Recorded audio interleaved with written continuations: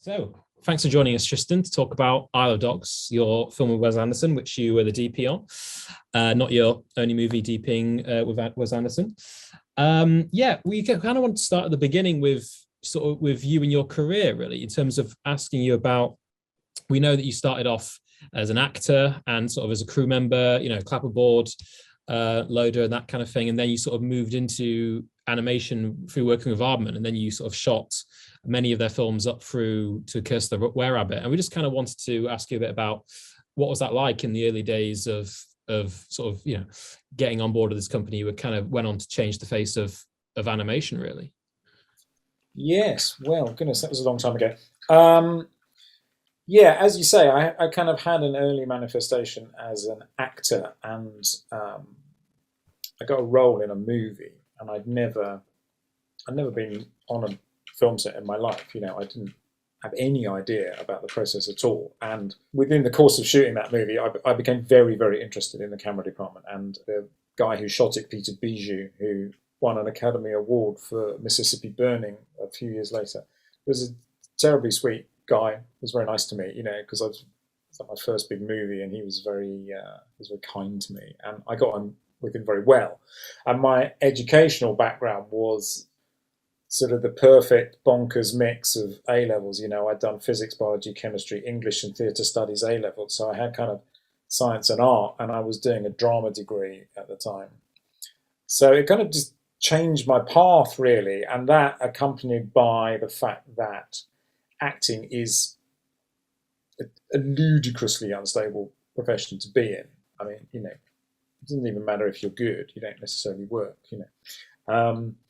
So I was just suddenly very attracted to it. So it's these kind of bizarre sort of schizophrenic 2 years where I was acting a bit and working as a camera assistant, and then I decided to go to film school. And at the time, the union was incredibly strong for film technicians, and you couldn't really work without being a member of the union. But it was also a terribly closed shop, so it tended to consist of the sons and nephews, and I use those genders advisedly, of other crew members. But there were a couple of film school courses that you could be accredited for with the union. So, and one of those was the National London Film School, London International Film School, and Bristol. So I went back to Bristol where I'd done my degree, and I took the film school course.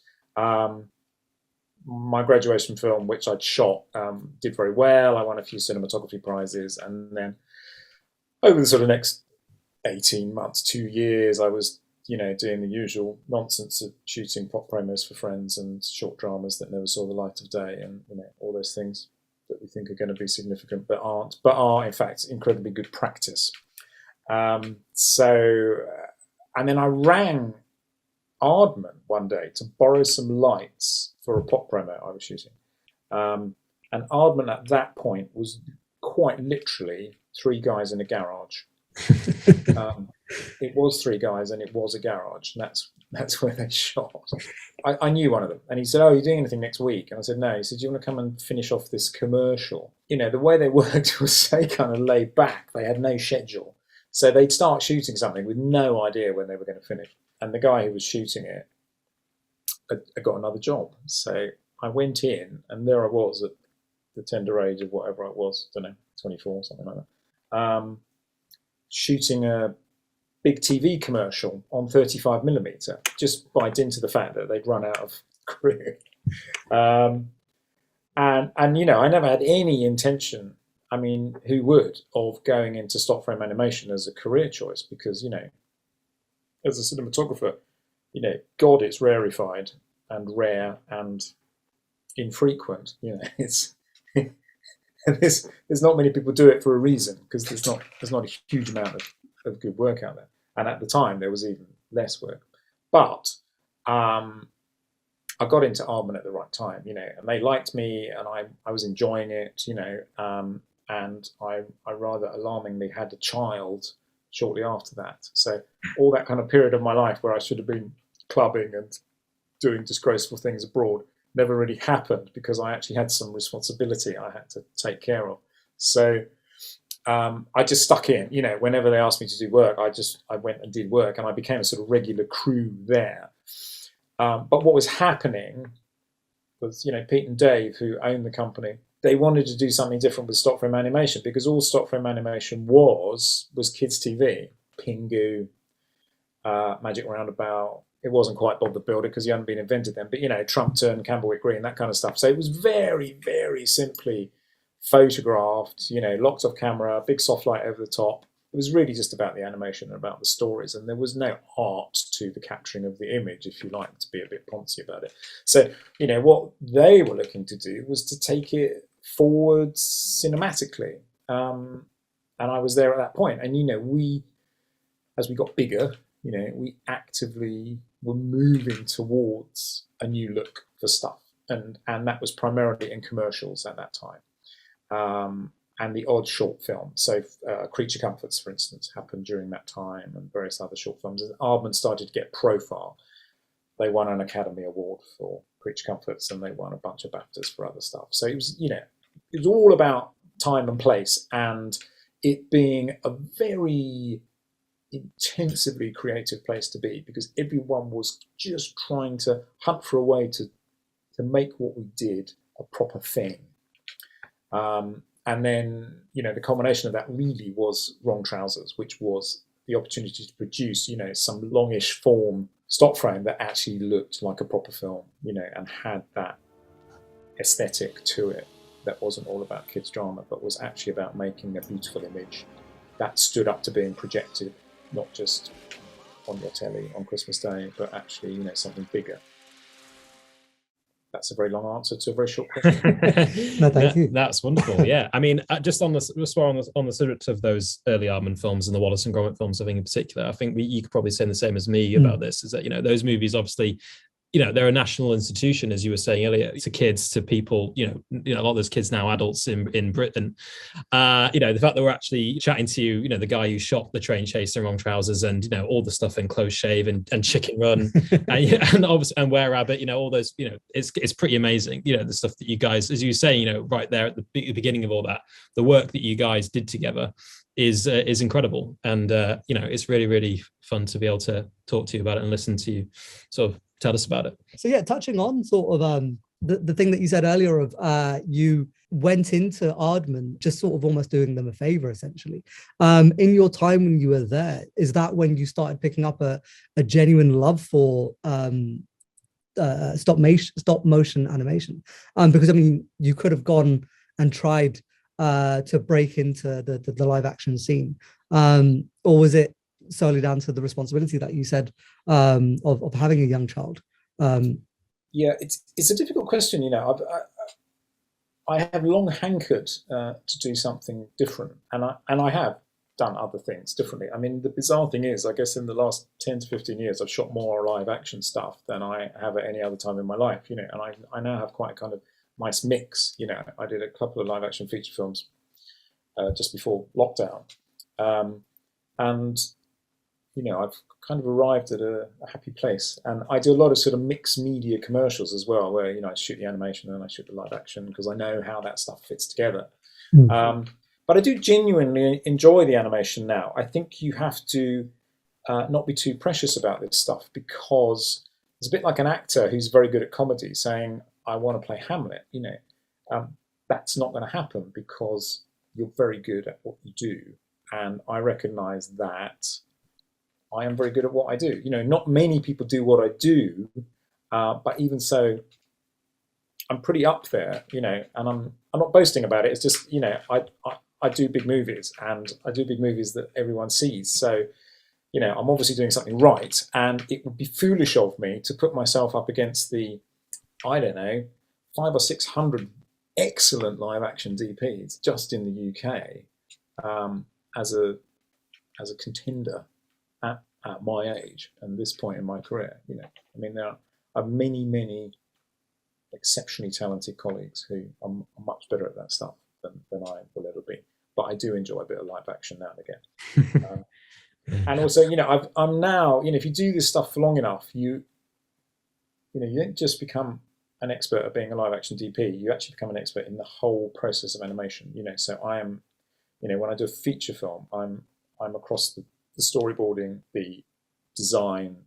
I spend every day in the art department talking to the production designer and the art director and the set guys and the set dressers, the puppet makers and the costume makers, because everything appears in front of my camera. So I inform what they're doing because I know what that stuff's going to look like. So if I think something is textured wrong, or the scale of something is reading wrong, or the design of the prop is too crude to be projected 20 feet high, then that's part of my process. It's not just about shining lights and taking pictures. It's about making the entire image. So it's a kind of all-encompassing process. I think maybe a bit more than live action is, where the crew as a whole just sort of tend to turn up on day one. There's obviously an enormous pre-production process, but that number of people coming together that early on a project is quite unusual. A big stop frame production is an intensely busy process. And what I always say is it takes a long time, but it isn't slow.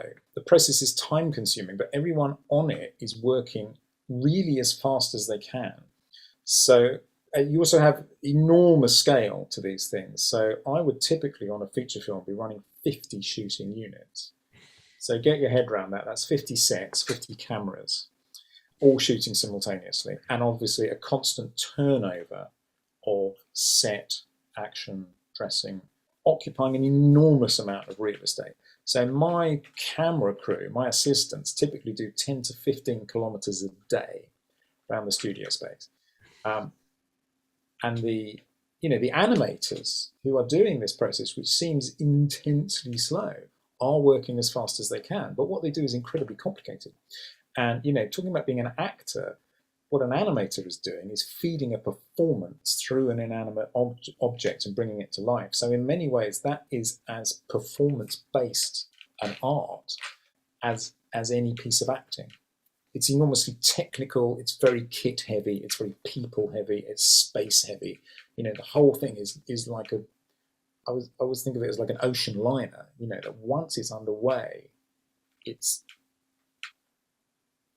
appears to be moving slowly, but if it hits you,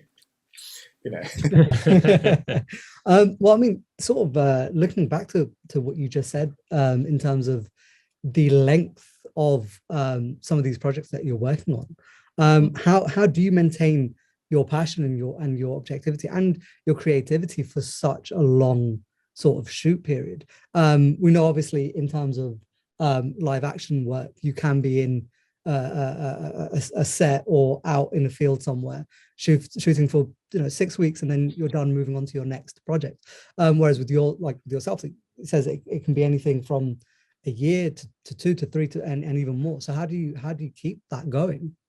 Yeah, well, the shooting period is typically about 18 months. It's about 80 weeks, if you like. And I really love it, because what you have to understand is that the pre-production process continues almost to the end of the production process. So, my typical day will involve turning around, relighting, maybe a dozen shooting units. I've got a couple of other guys who work for me doing a bit of lighting under my instruction, but then I'll be in edit. I'll be in VFX, looking at the latest stuff in VFX. I will be in script meetings. I will be in storyboard breakdown meetings, and I will be in pre-production meetings for what is coming up in the next 6 to 8 weeks. And that is rolling all the way through that process. So for me, it's very busy. But I always think there's a process of learning the project. When you come on, you've read the script, you've seen the storyboards. But if someone mentions something, you have to thumb your way back through and find, oh yeah, that's that page, and yeah, I had forgotten that was happening. And then after a while, it just kind of gels in your head, and you've got this massive mental database of the film. And you find that if someone says, oh yeah, that's sequence 26, shot 48, you can go, oh yeah, I know what that is. That's a 2-shot outside. This happens. And once you're in that kind of zone, it becomes enormously exciting, because you're kind of locked into this thing, just powering through, and you really feel like you're making something. And every day, the more you shoot, the more you get. So you sit in rushes every morning and you look at yesterday's material, and you begin to see it cutting in to the story reel, and you begin to see shots next to each other, and you get a feeling of what the film's going to look like. And especially if something's been very complicated or a massive pain in the ass to shoot, to see it actually finished, you just think, yeah, that looks great. It's, it's constant reward. It's a little bit of, have a sweetie, another shot. The reward. Takes you forward, yeah. Yeah, I suppose this sort of brings us then quite nicely onto sort of working with Wes, because so you would obviously shot with Aardman for 15 years, at least, up through Were Rabbit, and then there was I was reading up on this and on the sort of production of Fantastic Mr. Fox, which is obviously the first film he shot with Wes. As the story goes, Wes was sort of setting up production here in Britain, and I think is the story, you heard about it, and they had already hired another DP, but then you were particularly keen on, like, you heard that it was Wes making this film, and you were like, right, I need to get my foot in the door there. I need to be the DP on that film. Is that how it went down, as it were? It is almost how it went down. Yeah. I would like to stress, for the record, that I did not know they had hired another DP until after they hired me. Right. That would have been an act of treachery and unprofessionalism that I would not have conscienced. But I was glad I got the job. I had only, I had never been on staff at Aardman. I was a freelancer, and for whatever reason, I'm not sure I even know, after Curse of the Were-Rabbit, that signalled a kind of break in that relationship. I still don't know why, but I obviously needed to work elsewhere, and I heard that this project was going on, and I took my reel to the producer, and she showed it to Wes, and I got the job. So that's pretty much how it happened, and from there on, we embarked on a rather curious, occasionally frustrating, occasionally exciting journey on a whole different way of making a movie. I mean, nothing is like that. Yeah, well, we wanted to ask about this because I mean, obviously, I think we're both fans of Wes's, right? And if we were curious in terms of stop motion and animation is such a meticulous craft, and yet you're working with a director who is known for how meticulous his craft is when it comes to the look of the films, how they feel, the tone, the style, everything about them. You kind of can imagine Wes sitting there, almost with a dollhouse, putting it all together. And we were curious, in terms of working with a guy like that with such a strong vision, was it easy at times to work with, or was it pleasant? Was it fun? Was it, what was that like, that relationship? Well, on Fox, no. It wasn't fun. It was a frustrating process, and in hindsight, after years of therapy, the reason was, he'd never done stop frame before, and we'd never worked with Wes Anderson before, and what you come to realise over the years is that you don't go onto a Wes Anderson movie and get to make anything other than a Wes Anderson movie. So the very idea that he would go, do you know what? I don't really know about this. What do you think? Which is quite a common conversation between a director and a DP. That never happens. Wes knows what he wants. He was asking us to do stuff that, I mean, really, as a crew, we felt was not great, difficult, frustrating. But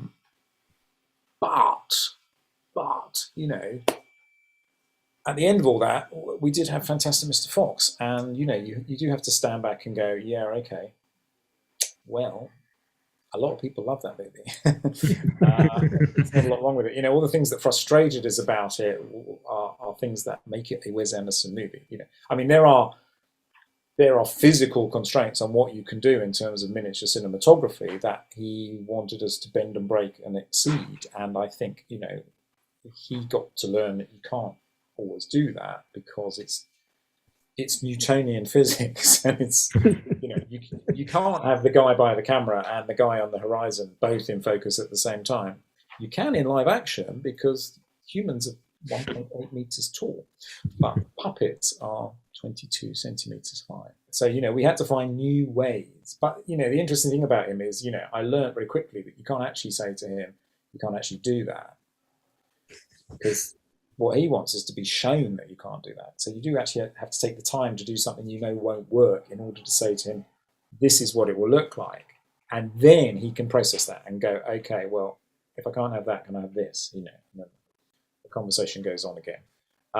But when Isle of Dogs came around, it was a substantially better experience, because what you realise is that he loves the familiarity of people he knows, and he stress tests you, and if you get through that, then you're kind of his for life, you know. So you always see the same faces on those pictures, whether they're live action or stop frame. You know, if you look at the production crew, you will see the same production assistants, the same production managers. You'll see those names over and over and over again, because he likes that familiarity. Because once he's got those people around him, he's completely free to do what he likes, because he doesn't have to worry about that relationship or that relationship.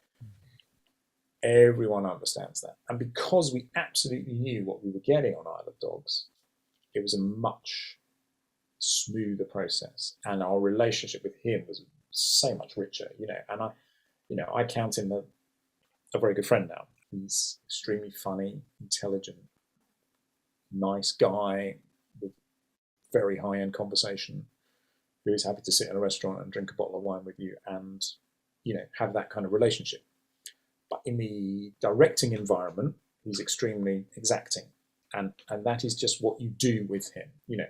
And what I felt on Fox was that I was being underused, and I was just kind of roboting what he wanted. But actually, that's not what it is at all. Actually, you're just using your skill set in a different way, because what you're doing is you're trying to get what is in his head onto the screen. And that is a challenge in itself. And it brings with it, you know, the knowledge of various tricks, bits and pieces that you know about. So you're still using the alchemy of cinematography. You're just using it in a different way. And I've just done another couple of. He's just done 2 back-to-back live action movies, and we've just finished a load of model unit work for him on those. You know, he'll just pick the phone up and just go, "I want you to do this," and you clear the diary, because if you're not available, you know he'll have to go through the process of finding someone else, and that will be really vexing for him. You know? Have to. You know, there's a great sense of everyone likes to be wanted, you know. That's just true of life, you know, and being wanted by Wes, that's a great thing.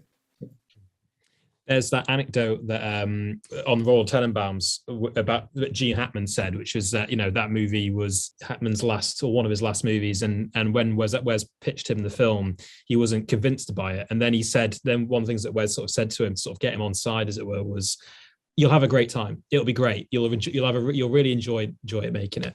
And then about halfway through the shoot, cut to sort of however many weeks later, sort of Hackman went up to Wes and said, "I'm not having a good time." Like, you know, you essentially, you lied to me. And it was like, what can I say? But I suppose it ties towards what you're saying, where it can be difficult getting that vision on screen, but the result is you get the vision, and the vision is something that's so unique and so beautifully crafted that it's, you know, the blood, sweat, toil and tears, you know. At the end of all that, you get Mr. Fox, so you get Isle of Dogs, and people love those movies. And you literally do sweat the small stuff. I mean, I was talking to him on Isle of Dogs about something, and he sent me back this very funny note saying, that would be true if we were making a film that we wanted people to go and see.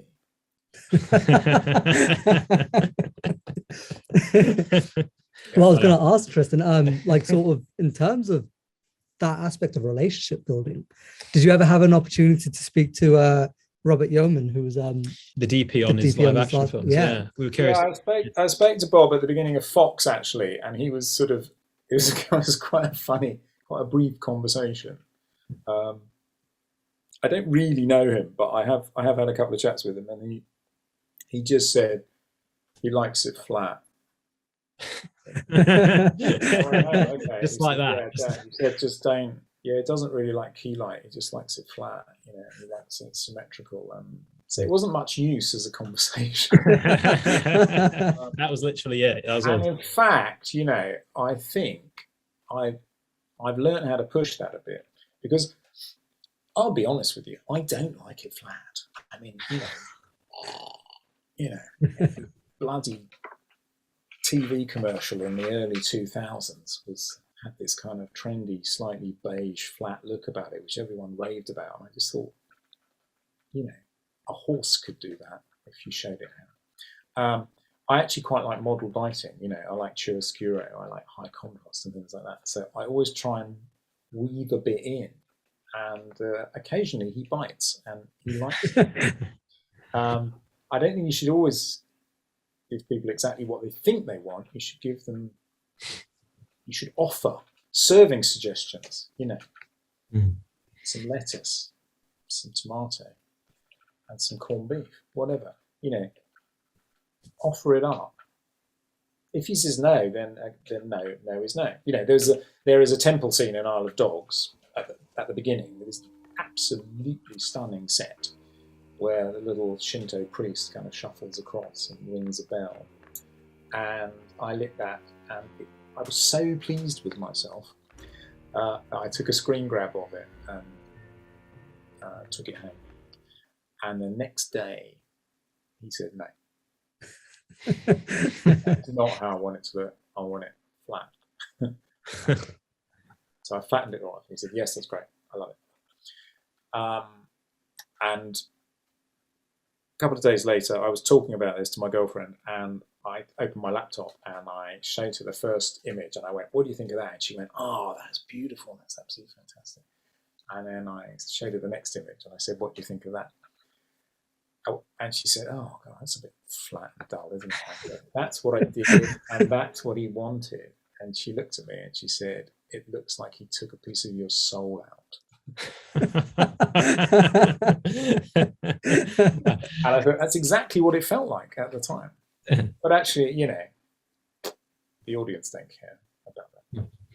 So you were saying earlier about how, like, when you and Wes came to work on Dogs, you had really, that relationship had really sort of solidified, and you felt comfortable with each other, and there was a bit of a shorthand perhaps, and, you know, you guys felt comfortable with each other, you know, because you'd sort of worked that sort of relationship out.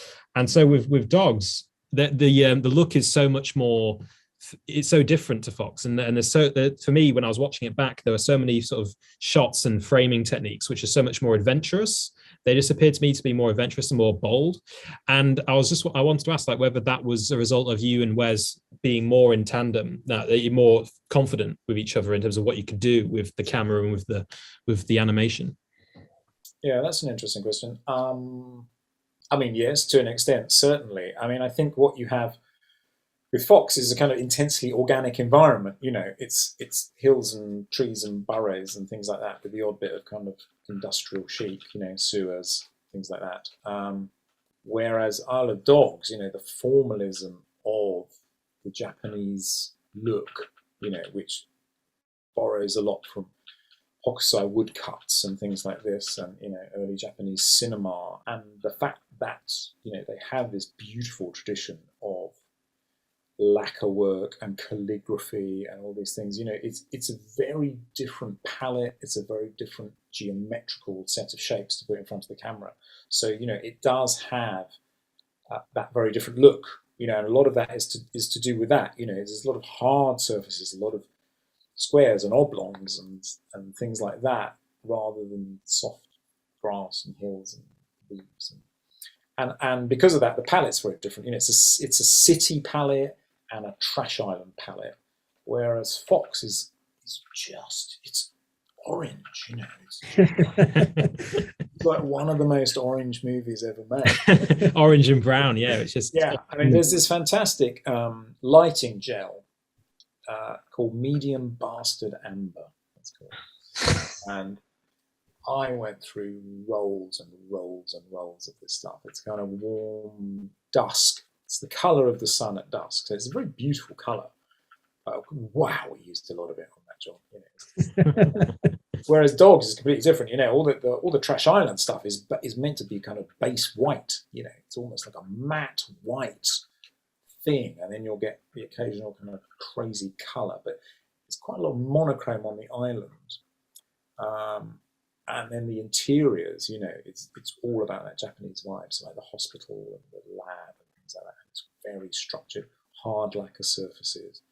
Lots of glass, which was great. I mean, God knows, it's fantastic to light that stuff. You know, beautiful, proper set piece set building. You know, like the temple, like the sake bar, like the theatre. You know, there's all the sort of jewel-like sets, which are an absolute blast to get inside of.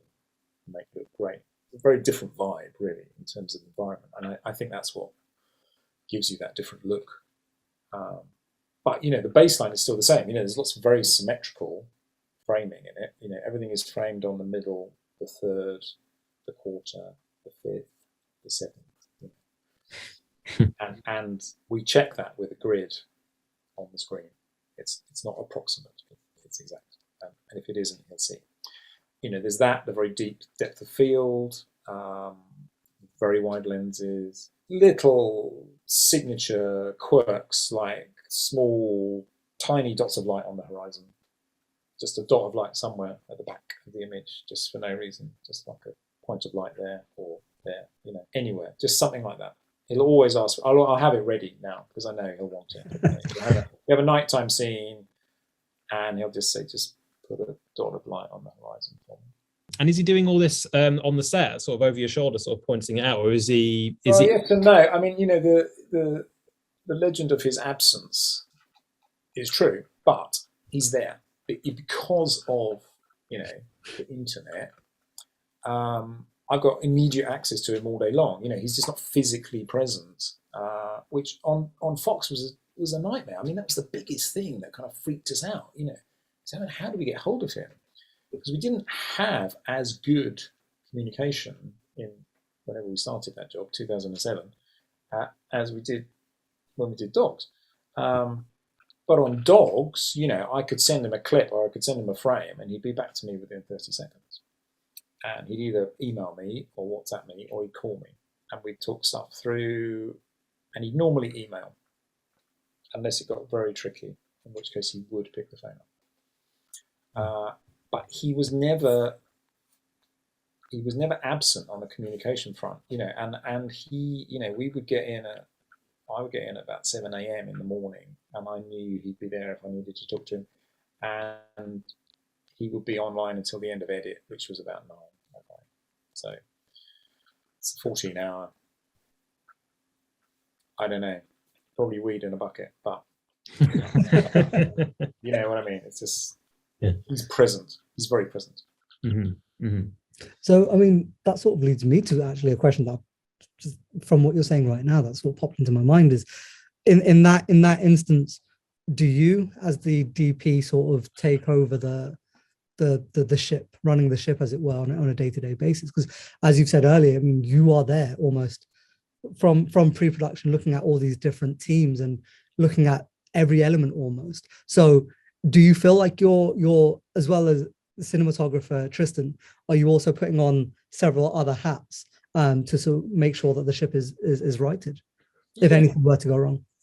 It is one vessel, but within the vessel, you have kind of triumvirate of people who are kind of guiding the process. So you have your production designer and art director. So you have the art department, which is massive. It's far and away the biggest part of the crew. There are over 100 people in the art department doing stuff. The camera department with me at the top, and then you have the director.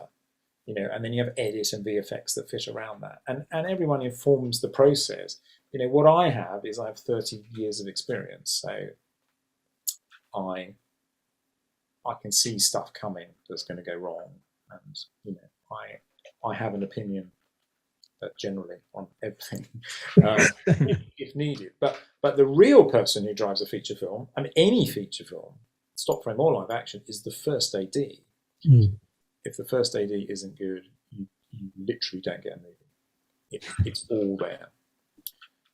I have quite enough to do running my department, lighting stuff, and making stuff look great without doing that as well. So it's almost like the dogs in the film, where everyone is like an alpha, but it's a democratic sort of Everyone situation. takes a vote. Everyone takes a vote. Say aye. Yeah, say aye. Let's take a vote. All in favor of not eating the little pilot, say aye. Nay. Going a bit more in depth with Dogs then, because as I was watching it back, there were just so many moments. I mean, you probably have heard this an awful lot since the movie's come out, but like there are so many individual shots and moments where you just kind of want to freeze it. You want to go, hold on, let me just print that, bounce it on the wall, and let me just look at it for a bit. And there were so many moments when I was wondering, like, how the hell did you guys do that? Because like when I was researching the film and how you guys made it, it sounded like it was very, very tactile. Like CGI and VFX weren't resorted to as much as on other animated films. Like some of the ones that Aardman have put out are obviously, even other stop motion films, and the VFX are used to fill in the gaps. But like so specifically, I don't know if you could tell us about it, but the shot where they inject Chief, the dog, with the flu vaccine, and there's that amazing moment where it sort of becomes an X-ray shot, and you see the serum doing its work on him, and you're looking at it going, what? I mean, it's gorgeous, and you're looking at it just going like, how the hell did they pull that off? So I mean, that is the question: how the hell did you guys pull that off? Yeah, I mean, there's such a world of pain involved in that shot. You pulled out the world of pain shot there. Oh God. That was originally going to be a VFX shot because it's staggeringly difficult to do in camera. But Wes was very, very insistent, and once he digs his heels in, you have no chance, So they made a transparent dog with all his organs inside, like those old anatomical models.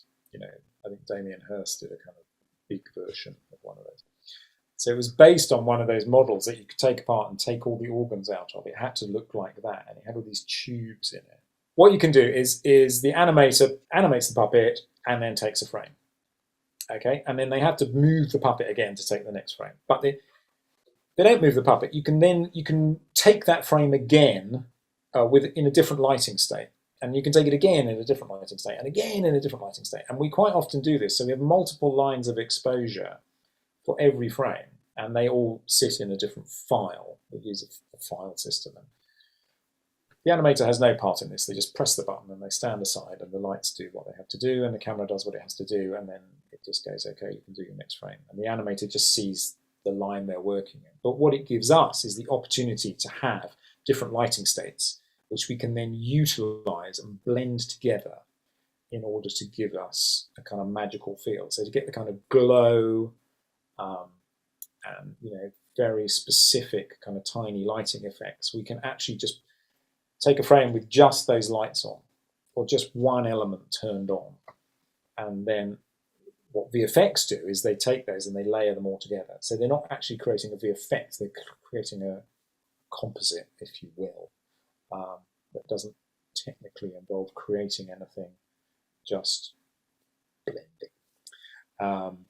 But obviously there's a little bit of proper VFX in there because it's impossible, some of that stuff. But yeah, so that dog, they had to make this bloody transparent dog, which just took weeks and weeks and weeks because it's incredibly difficult to make a transparent dog that's only 20 centimeters high, that has high clarity to the perspex that you've made it from, that is in every detail the same as the dog underneath, and then working out a way of subbing it in so that it looks like that's happened. We had a similar but much cruder thing in Fantastic Mr. Fox, where Fox reaches out to touch his wife and says, there's a certain glow about you tonight. And Wes wanted her to look like a child's lamp. So they made a mold of the puppet out of hard pink plastic and then painted it really crudely, and we put a light bulb inside it. And so when he turns to her and goes, you look, there's a certain glow about you, she's actually like a little lamp. That's what he wanted. He wanted that comedy moment of this rather crude sort of 1950s Bakelite light fitting. Yeah, he's keen on that. But it's a nightmare. I mean, registration of those things is terribly difficult, just getting everything to line up. But we do it, And I mean, you pulled it off. I mean, more brilliantly. Yeah. How long does something like that take to plan? Is that something that you intended, or like you said, Wes said, dug his heels in? So was that something that then had to be gone back to the drawing board? And well, I mean, this comes back to this kind of rolling pre-production process, really. So, we would have confronted that full on about 6 to 8 weeks out from shooting it. And at that point, the conversations would have been had, and people would have gone, oh, well, we're going to do that in VFX, aren't we? And everyone would have gone, yeah. And then say, okay. And then we prepare a document to send to Wes, and Wes would have gone, no, this is not what I want. I want to do it like this, and then everyone would have gone, oh.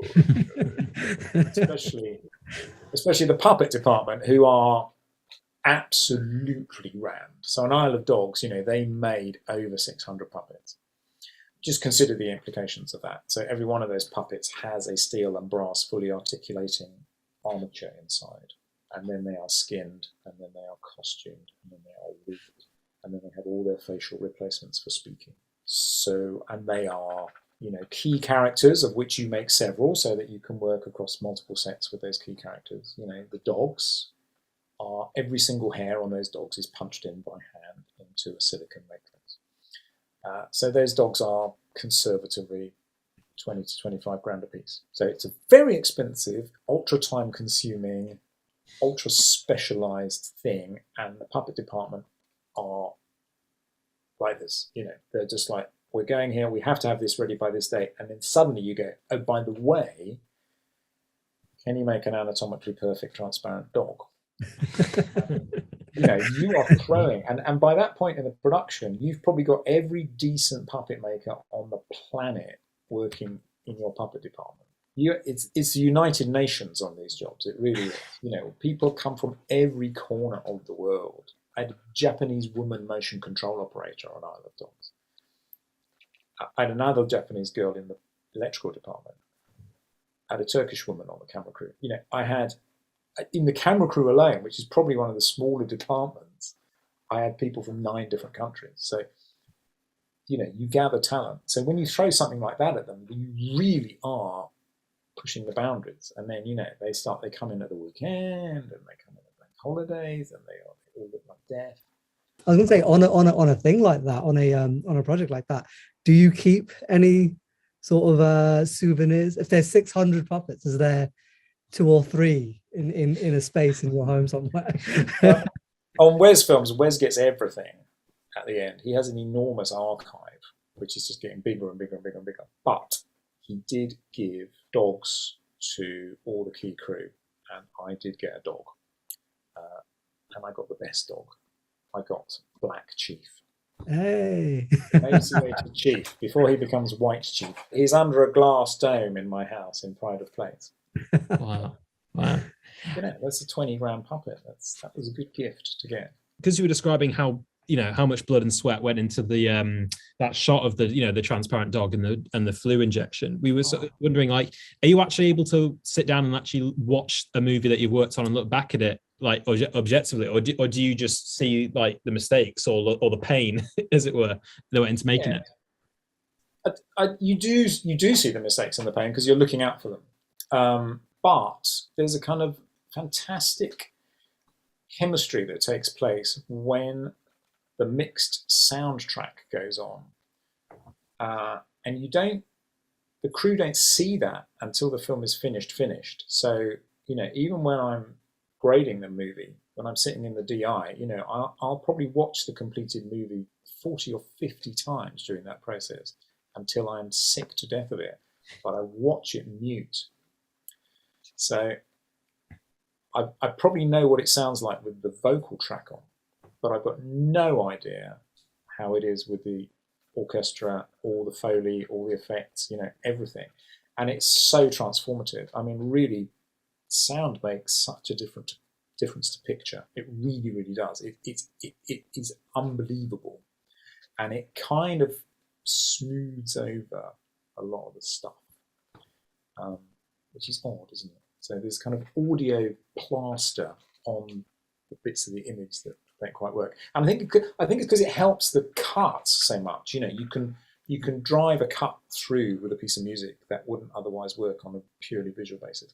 So there is that kind of delight, but they're always a bit painful. I've just got to the point where I can watch Chicken Run and go, that's a really great film, because I've forgotten how we did a lot of it, which is fantastic, because you then think, oh, look at that, we did that. How did we do that? That's great.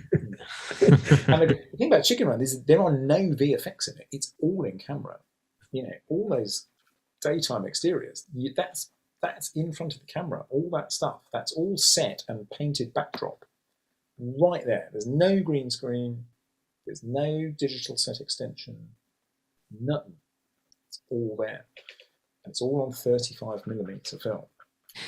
And I can now look at it and go, yeah, that is a piece of work. Well done us. We did a good job. And also Paranorman, which I'm very, very proud of. I think of everything I've shot. I know very few people have seen it, but for me, from my point of view, the cinematography on that is the best thing I've done. I got to do my thing on that job in a way that's very rarely gifted to you as a cinematographer.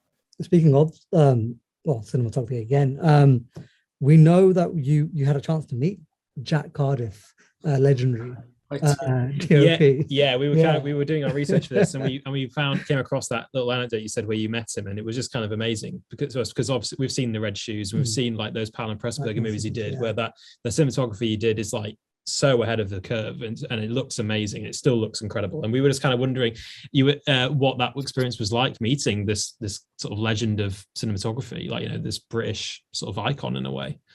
Yeah, well, he was a legend. I mean, he must have been about 90 when I had lunch with him, and he was just full of anecdotes, which is always fun. I mean, he could just talk about stuff he'd done. I mean, if you've ever read his book, Magic Hour, boy, he had a life.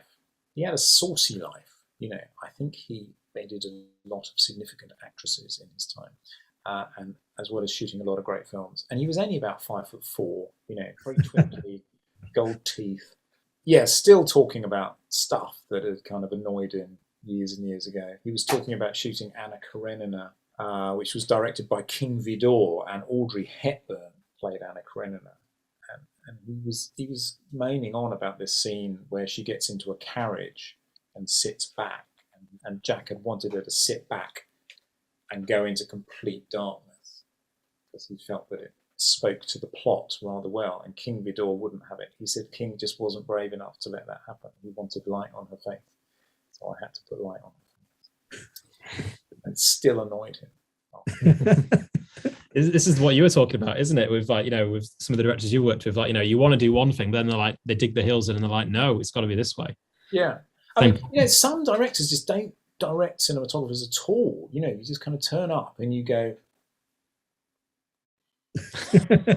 and they kind of go, yeah, it's fine. Well, what about if I did this? No, it's fine. It's fine.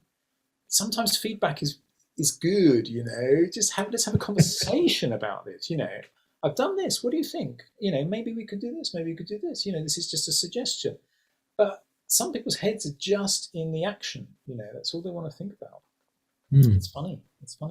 Like the best directors are people you can have a dialogue with. I mean, so when I'm shooting commercials, you work with some absolute mentalists, but they are better by far at the end of the day than the person who doesn't know what they want or just thinks everything is fine. It's actually, the more mental, just pushing you towards something different. And they recognize that in themselves. They go, I know this is going to take us ages. We'll be here till 3 a.m., but I just want to see if we can do it. And you go, okay, yeah, I get that. Let's do it. A bit of mental doesn't hurt when you're being creative. You don't want a committee and you don't want indecision. You want a decision, whatever it is. So at least you can go, that's wrong. Let's not do that. Ask for what you want. I think that is the key to being a director. Ask for what you want and don't be afraid to ask for what you want. Because generally, if people like you, they will try and do it. Even if everything about it seems ridiculous, they will try and do it because they can see in you that quality that suggests that you can see something they can't. So it's an interesting dynamic, that serving the director, which is what we're there to do. If, as a cinematographer, I think I'm the director, I shouldn't be on that job. So we're talking from Ravensbourne University, which has a lot of animation students and a lot of film production students who are no doubt, wanting to get into cinematography and also break into animation in some form. And we were just wondering, what kind of advice would you give, just for people who want to break into the field that you're working in? Well, of course, animation and cinematography are not necessarily the same thing. They overlap it. If you're an animator, you need a show reel. You need to be able to show what you can do, and you need to be more than willing to start as low as it gets. So, luckily places like Aardman do run training schemes. They have the Aardman Academy.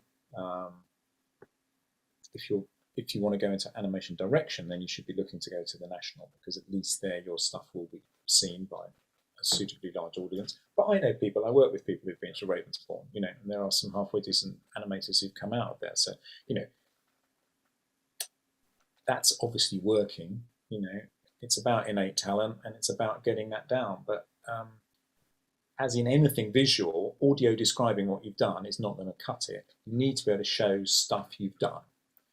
So make sure you finish your graduation film, because no one wants to view a graduation film that's got cards in it with unfinished written on them, or a black space. And God knows I've seen plenty of those. In terms of cinematography, I don't know. I mean, this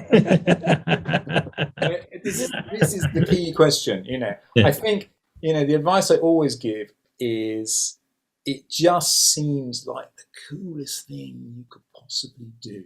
And in many ways, it is quite a cool thing to do. But it's incredibly hard work. You have to be very, very good at it.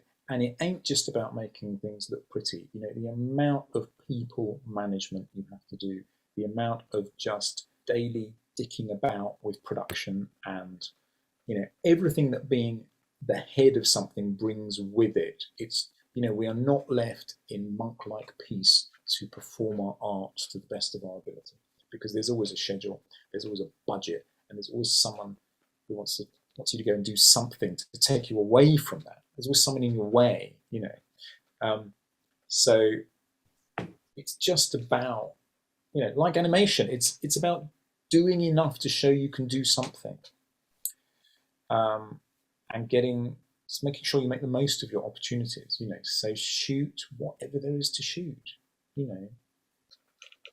Work for your mates. Shoot short films for your mates. Shoot pop promos for your mates. Shoot whatever passes for a pop promo in this day and age. Digital content. Use your phone. You can shoot 4K on your phone, for goodness sake. Imagine, if I'd had that when I was 18, I'd have shot 10,000 times more stuff. We were shooting on 16mm, which was £100 a tin. So, you've essentially got all your filmmaking tools free in your hand. And if you're halfway decent with a camera, you can make something that looks halfway decent. So it's about having stuff to show. Showing willing is good. Showing interested is good, but showing stuff, that's what people want to see. And also, there is a progression within the camera department, and I think people think they can get around that. They can kind of go college, DOP. But actually, that's great. You know what? You might have some heaven-sent talent, some enormous heaven-sent, and you might be absolutely brilliant. But what you need to remember is you need to do that every day. You'll get up in the morning and you will feel like death warmed up. You'll have flu, proper flu, and you will have to go and shoot a £850,000 commercial for which you've got one day to get it right. And you need to be able to go in there and do it. And all your heaven-sent talent is going to count for nothing if you haven't got the experience to just run on autopilot. And just to be able to go in and go, okay, I basically can't think, I don't know what my name is, but I do know that if I do this, this, this, and this, I use this camera, this set of lenses, and I do this, it'll look okay. Because experience is all, And I have trainees. I don't need a CV 10 pages long from a trainee. I know when you're 21 that you haven't done very much. But at least show me what you have done, and don't waste anyone's time. And my number one piece of advice, if you're applying for a traineeship in the camera department, do not write the word director of photography at the top of your CV. Because if you are a director of photography, why are you applying for a traineeship? And if you're a trainee, why are you calling yourself a director of photography? Write trainee at the top, and then someone will read it. But if I read a trainee CV and it has director of photography at the top, it goes in the bin. Because I'm the DP. Yeah, It's a fair point. It's a very fair yeah. point. Very fair Brilliant. point. Thank you so much for talking to us, Tristan. This has been an absolute pleasure. And, it's been great, talk about your work. And for me, I think for both of us personally, talk to the guy who shot all these movies, which have meant so much to us over the years since we were kids. It's a great pleasure and a privilege. So, thank you from both of us for chatting to us. But it's been great. You are welcome. I always love to hear that stuff, but it always makes me feel incredibly old. Yeah, I was thinking, I forgot this, but I was thinking before we started, like, do I mention like that? I was like, no, I've forgotten that, I'm afraid. At least one of you is younger than Wrong Trousers, I think. Well, No, I'm not younger than Wrong Trousers. 92 we shot Wrong Trousers. Yeah, no, I would have been about 2. I suspect you weren't born. That is possible. Yeah, Yeah. that is correct. You do know when you were born, don't you? Yeah, more or less. Most of the time. I mean, because Close Shave was 95, wasn't it? So, yeah, something like that. Oh, okay, let's not even go there.